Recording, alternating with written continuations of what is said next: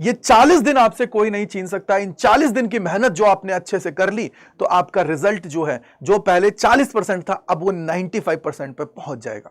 लेकिन इन 40 दिन को आपको सिस्टमैटिक तरीके से यूटिलाइज करना है। क्या क्या चीजें करनी है, कैसे आगे बढ़ना है, इन सारी चीजों के बारे में इस वीडियो के अंदर आप लोग जानने वाले हो। बहुत अच्छे से वीडियो आपको देखनी है और अपने जितने दोस्त हैं, फ्रेंड्स हैं, सभी को शेयर करनी है, जिससे उनका भी भला हो सके और मैक्सिमाइज करके अपने आप को आप रिजल्ट अच्छा ला सकें। तो मैं गजेंद्र शर्मा एक बार फिर से आप सभी का स्वागत करता हूं साइंस अड्डा 24/7 के ऊपर। तो चलिए शुरू करते हैं और जानने की कोशिश करते हैं। तो सबसे पहले आप सभी के सामने कि मैंने यहां पे एक जर्नल स्ट्रेटेजी रखी है कि यार पहले आपको जर्नली क्या क्या चीजें करनी है इस टाइम ड्यूरेशन के अंदर। सबसे पहले आप लोगों को एक फिक्स टाइम स्लॉट बना लेना है कि भैया मुझे 8 से 10 घंटे पढ़ने हैं, तो फिर वो 8 से 10 घंटे पढ़ने हैं। ऐसा नहीं है आज मैंने 12 घंटे पढ़ लिया, कल एक भी मिनट भी नहीं पढ़ा, वो बिल्कुल नहीं करना है। क्योंकि अगर ऐसा किया तो आप ये मान के चलिए कि आप फिर जो आपने सपना देखा है ना, वो सपने की तरफ नहीं, आप कहीं और ही जा रहे हो। तो इसलिए अपने आप को मैक्सिमाइज करना है। तो ये सोचिए कि आपको डेली स्टडी आवर्स को फिक्स कर लेना है कि भैया मेरे को 8 से 10 घंटे पढ़ने हैं। हर एक सब्जेक्ट को इक्वल टाइम दूंगा, जो मेरा सब्जेक्ट वीक है उसको थोड़ा मैं ज्यादा टाइम दूंगा, जिससे मैं उस पर काम कर सकूं। वही मैंने दूसरा पॉइंट लिखा है कि डिवाइड टाइम वाइजली, यानी कि आप लोगों को जो आपके सब्जेक्ट हैं उनको इक्वल टाइम अलॉट कर देना है, और जो आप लोगों का वीक है सब्जेक्ट है उस पे आप लोगों को एक्स्ट्रा टाइम अलॉट करके चीजें करनी है। क्योंकि यार यहां से आगे साल भर था आपके पास, आपने कुछ नहीं किया, ठीक है, लेकिन यहां से आगे अब आप लोगों को बिल्कुल भी आलस नहीं करना है। अब यह है कि अगर मेरे को फिजिक्स पढ़ना है, मुझे फिजिक्स 1.5 घंटे में नहीं समझ में आ रहा है तो कोई बात नहीं, 1 घंटा एक्स्ट्रा दो, लेकिन अब आपको करना है। ये आपके अंदर अब होना चाहिए कि सर मुझे करना है। आप लोग कमेंट सेक्शन के अंदर जरूर बताइएगा अभी के अभी कि आपकी तैयारी कितनी है और आप क्या तैयार हो अब मेहनत करने के लिए। बाकी अगर आपको पता हो तो फिजिक्स से रिलेटेड सारी चीजें मैं आपको यहां पे करा ही रहा हूं, तो आप लोग उसको पढ़ सकते हो। जबरदस्त तरीके से हम लोग चीजों को कर रहे हैं और अपने जो वीक एरियाज हैं उस पर काम करना है। थर्ड जो मोस्ट इंपॉर्टेंट है कि भैया अपने जो सब्जेक्ट है उस सब्जेक्ट के हाई वेटेज वाले चैप्टर्स पे आपको ज्यादा फोकस करना है और उसके टॉपिक्स पे फोकस करना है कि जहां से सबसे ज्यादा सवाल पूछे जाते हैं। क्यों? उसके पीछे का रीजन ये है कि आपको पता होगा 80-20 का रूल लगता है कि यार 80% सिलेबस से 20% सवाल आते हैं और 20% जो सिलेबस होता है जहां से मैक्सिमम सबसे ज्यादा सवाल पूछे जाते हैं उसी को हमें पकड़ना है इस टाइम। और लास्ट जो पॉइंट है वो है आपको रेगुलरली रिवीजन करना है, क्योंकि बिना रिवीजन के कुछ नहीं है। आपने जो भी पढ़ा आज 8 घंटे में, 2 घंटे में या 1 घंटे में उसका फटाक से रिवीजन करो सोने से पहले, जिससे वो चीज आपको लंबे समय तक याद रहे। क्योंकि जब तक आपको लंबे समय तक याद नहीं रहेगी ना, तब तक बात नहीं बनेगी। आप ऐसा सोचोगे कि आज पढ़ लिया, उसका रिवीजन नहीं किया, फिर अगला पढ़ लिया, फिर अगला पढ़ लिया, फिर एंड में लास्ट चैप्टर तक पहुंचते पहुंचते ऐसा होगा कि आगे के सारे चैप्टर्स हैं वो दिमाग से साफ हो चुके होंगे। तो रेगुलरली रिवीजन करना है कि सर आप खुद सोचो कि मैंने एक दिन पढ़ा, उसका रिवीजन करने में मुझे आधा घंटा लगा, अगले दिन मैं पहले वाले का रिवीजन करूंगा और इस वाले का रिवीजन करूंगा तो आधा घंटा इसका, उसको मेरे को 15 मिनट लगेगी। 2 दिन पहले वाले 15 से 20 10 मिनट लगेंगी। तो इस तरीके से अगली बार जब तुम उनको पिछले वालों को रिवीजन करोगे नए वाले के साथ तो उसमें कम टाइम लगेगा और आप सारी चीजों को अच्छे से कर पाएंगे। यानी कि अब आपको रिवीजन जरूर जरूर करना है, यह आपको ध्यान रखना है। इसके बाद में जो सबसे इंपॉर्टेंट है कि भाई आपका जो ये 40 दिन बचा हुआ है, भैया देखो 40 से ज्यादा है, आप जानते हो कि लगभग 45 दिन है, लेकिन सर आपके पेपर्स 15 से स्टार्ट है। 5 दिन पहले आप ऐसा थोड़ी कि नई चीजें पढ़ोगे, आप भाई जिनका पेपर है उनको भी तो पढ़ोगे। तो मैंने 40 दिन ये फिक्स कर दिया कि भैया इस दिन के बाद में आपको आगे बढ़ना है, फिर आपको जो आपका सब्जेक्ट है उसके अकॉर्डिंग चलना है। तो 40 दिन में सबसे पहला जो स्टार्टिंग के 20 दिन है, यानी कि 20 जनवरी तक मान लो या लास्ट 21 जनवरी मान लो, उसमें अपना सिलेबस है हर एक सब्जेक्ट का, उसको कंप्लीट करना है।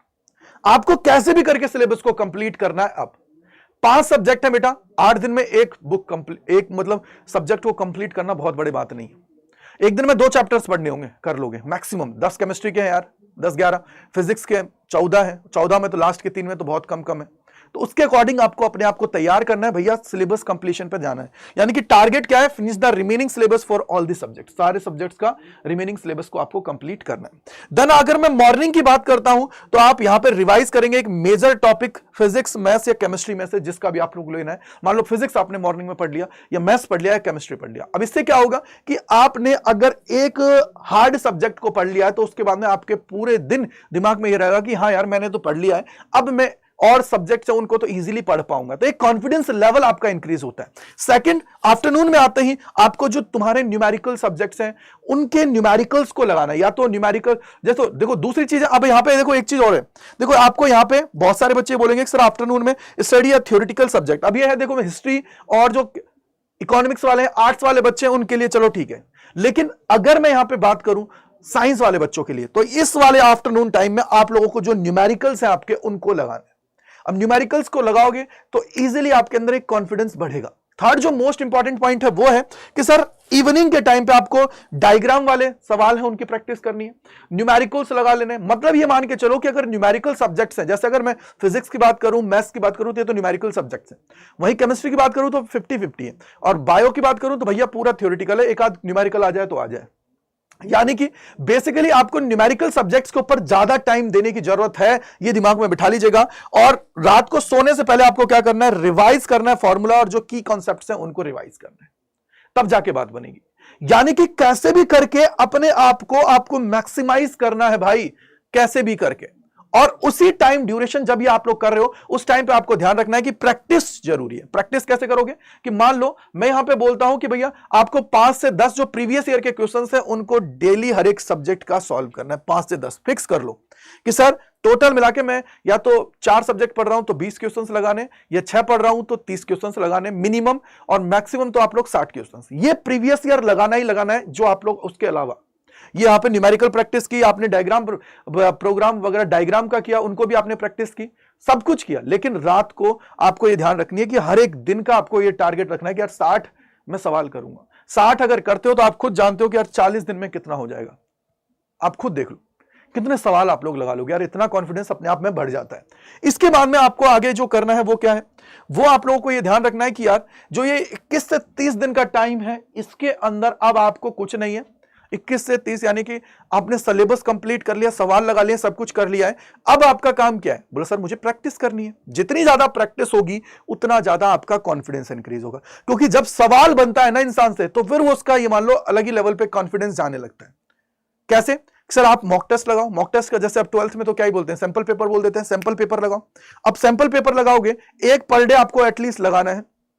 उससे क्या होगा कि आपके अंदर एक कॉन्फिडेंस आएगा, क्योंकि देखो सिलेबस कंप्लीट कर रखा है, उसको लगाओगे, वहां पे आपको एरर हुई, चलो ठीक है, कुछ सवाल गलत हो गए, अब उनको क्या करना है, वापस रेक्टिफाई करना है। यानी कि जो भी तुम्हारी एरर्स आई हैं, जहां के सवाल नहीं बने, उनको आपको एनालिसिस करना है और उनको एक अलग कॉपी में लिखते हुए चलना है। अब उससे क्या होगा कि जब एग्जाम टाइम पे देखोगे कि सर मेरे से इनमें ज्यादा गलतियां होती है सबसे ज्यादा, तो मैं उनको रिवाइज करके बैठूंगा और एग्जाम में जाऊंगा।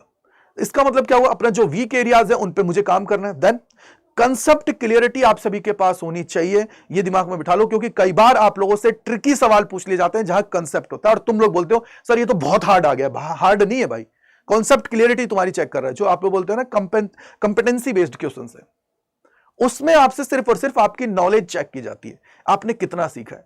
आप तुक्का मार रहे हो तो खत्म हो जाओगे। तो इसलिए अपने आप की कॉन्सेप्ट क्लियरिटी रखना बहुत जरूरी है, कॉन्सेप्ट को ढंग से पढ़ना है।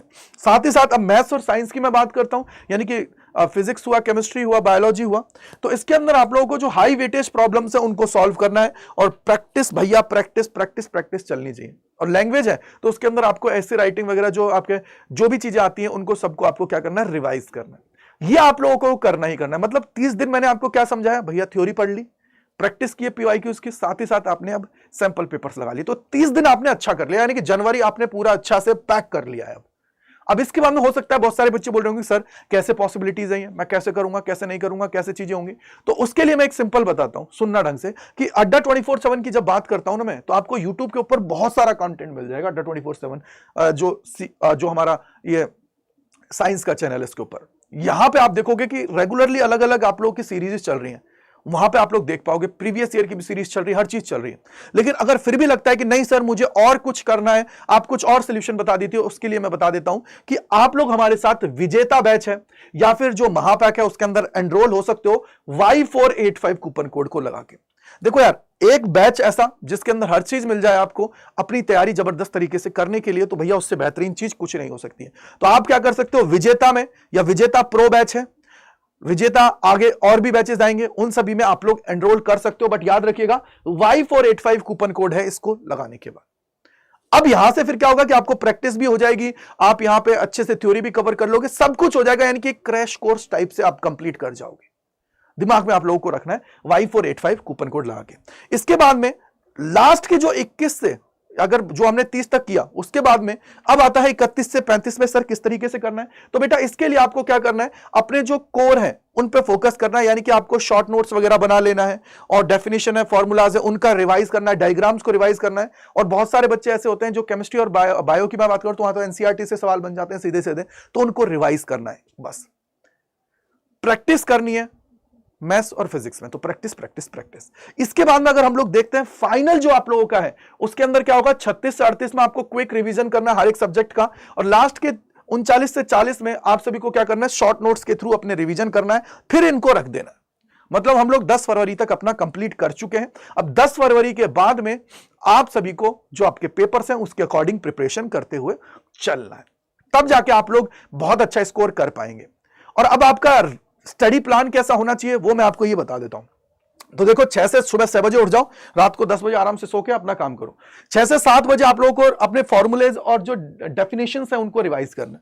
7 से 9 बजे तक आप लोगों को जो हाई वेटेज सब्जेक्ट्स हैं, हाई वेटेज सब्जेक्ट्स का मतलब क्या हुआ कि जिनमें सबसे ज्यादा चीजें पूछी जाती है, जिसके अंदर आपको ज्यादा मतलब मैं सिंपल बोलूं कि यार मैं बोलूं मेरे को फिजिक्स में बहुत दिक्कत होती है, तो फिजिक्स में पढ़ूंगा, तो इस तरीके से मैं करूंगा, ठीक है। उसके बाद में ब्रेक लिया, फिर उसके बाद में मैंने क्या किया, न्यूमेरिकल जो होते हैं ना उनको सॉल्व किया। देन फिर मैं क्या करूंगा, लंच, और उसके बाद में रिलैक्स कर लिया। फिर मैं क्या करूंगा, जो थ्योरेटिकल सब्जेक्ट है उनको पढ़ूंगा, जैसे केमिस्ट्री हुआ और बायो हुआ, उनको मैंने पढ़ लिया।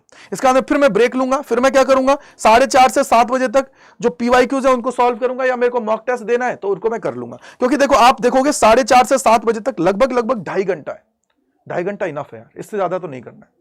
उसके बाद में फिर मैं क्या करूंगा, 7:30 से 8 बजे तक डिनर करूंगा, रिलैक्स करूंगा, और 8 से 10 बजे तक मैं जो मैंने पूरी चीज पढ़ी है पूरे दिन के अंदर उसको मैं रिवाइज करूंगा। अब यहां पे आप लोग क्या कर सकते हो, देखो मैंने आपके लिए यहां पे क्या किया है, अगर आप लोग देखोगे प्रैक्टिकल अगर प्रैक्टिस कर रहे हो न्यूमेरिकल प्रॉब्लम्स की, तो लगभग आपके पास यहां पे 3 घंटा यहां पे, तो यहां पे आप मैथ्स पढ़ सकते हो, फिजिक्स पढ़ सकते हो, ठीक है। इसके अलावा अगर हम लोग यहां पे भी बात करें तो यहां पे भी आप लोग एक एक सब्जेक्ट उठा लो। यहां पे मान लो मैंने बोला मैथ्स पढ़ लिया, अब मैंने यहां पे फिजिक्स पढ़ लिया, यहां पे मैथ्स पढ़ लिया। अगर नहीं है मैथ्स तो फिर वेल एंड गुड है, फिर तुम क्या करोगे कि सर इसके अलावा तुम्हें और क्या करना है, उनको देखने की जरूरत है थोड़ा सा। मैंने बोला कि सर यहां पे स्टडी करना है थ्योरेटिकल सब्जेक्ट्स की, तो आप अपने अकॉर्डिंग इसको डिवाइड कर सकते हो कि सर मुझे इस तरीके से करना है। आप मुझे कमेंट सेक्शन के अंदर जरूर बताइएगा मेरे भाई कि क्या आप लोग तैयार हैं इस तरीके से करने के लिए, क्या आप लोग मानते हो कि सर अब मुझे यहां पे अच्छे से प्रैक्टिस करनी है, अब ये जो टाइम है इसको मैक्सिमाइज करना है, तब जाके बात बनेगी, अदरवाइज बहुत प्रॉब्लम्स आती हैं। समझ में आ गया होगा कि आप लोगों को क्या करना है, किस तरीके से बढ़ना है। तो आप लोग कमेंट्स में लिखोगे कि हाँ सर प्रॉमिस करते हैं कि अब अपना 100% देंगे और 95% से ज्यादा स्कोर करने वाले हैं। इसके बाद में अगर आप चाहो तो मैंने आपको बताया है कि आप विजेता या फिर विजेता प्रो में आप एनरोल कर सकते हो यूजिंग द कोड Y485। यहां पे आप लोग इनको एनरोल करके अपनी तैयारी जबरदस्त तरीके से कर सकते हो, क्योंकि यहां पे बहुत सारे बच्चे अपनी प्रिपरेशन को कर रहे हैं तबाही तरीके से। आप भी इसको करके अपनी जो ड्रीम है उस तक पहुंच सकते हो Y485 कूपन कोड लगा के, ठीक है बेटा। इसके अलावा अगर कोई डाउट है तो gajendra.kumar@adda247.com पे मेल कर सकते हो। साथ ही साथ आप कम्युनिटी ग्रुप है फिजिक्स बाय गजेंद्र सर, इसको ज्वाइन कर सकते हो। अब बैच को कैसे एनरोल करना है वो भी मैं आपको बता देता हूं, जिससे आपको सारी चीजें पता लग जाए। देखो यार, आपको क्या करना है, अड्डा 24/7 पे जाना है। अड्डा 24/7 पे जाओगे, अड्डा 24/7 के बाद में पहला लिंक है, इस पे क्लिक करना है। यहां पे ऑल कोर्सेज पे क्लिक करना है। देन आपको यहां पे आना है, कहां पे, स्कूल K12 पे। अब ऐप के अंदर भी जाओगे तो स्कूल K12 पे ही जाओगे। यहां पे क्लास 12 है, इस पे क्लिक करना है। देखो ये रहा CBSE क्लास 12। और भी कोई बोर्ड के बच्चे हैं तो उनके लिए भी है। जितने भी लेटेस्ट बैचेस आते हैं वो सारे यहीं पे दिखेंगे आप सभी को। साथ ही साथ अगर आप देखो यहां पे मैं कोई भी एक बैच उठा लेता हूं, जैसे मान लो विजेता नॉर्मल है, नॉर्मल बैच के अंदर जाना चाहते हो तो बाई नाउ पे जाना है। अभी देखो आपको यहां पे कितना मिल रहा है, ये इतना % मिल रहा है। कौन सा कोड है ये कोड नहीं लगाना है, कोड यहां पे लगाओगे एक्स्ट्रा डिस्काउंट आपको मिल जाएगा, ठीक है। क्या है, Y485। ये Y485 लगाओगे, आपको देखो ये रहा Y485 लगाओगे तो आपको ये मैक्सिमम डिस्काउंट दे रहा होगा, और ये देखो इतने में आपको मिल जाएगा। और लॉन्चिंग ऑफर्स भी होते हैं कई बार, तो उसका भी फायदा उठा के आप लोगों को ये कम में मिल जाएगा। लेकिन आपको याद रखना है Y485 कूपन कोड लगाना है। साथ ही साथ आप चाहें तो अगर बुक मंगवाना चाहते हो कि सर PYQs और इनकी बुक आपके पास आ जाए, तो आप लोग प्रो में भी एनरोल कर सकते हो। तो उसके लिए क्या करना है, बाय नाउ पे जाना है, एंटर करना है कूपन कोड Y485, इसको लगा के आप लोग यहाँ पे इतने पैसे में आप लोग क्या कर सकते हो, इसके अंदर एनरोल कर सकते हो। बट याद रखिएगा ये टाइम है जिसके अंदर आप लोगों को बिखरना नहीं है, निखरना है, अपनी तैयारी जबरदस्त तरीके से करनी है। So thank you and bye bye to all, God bless you सभी को।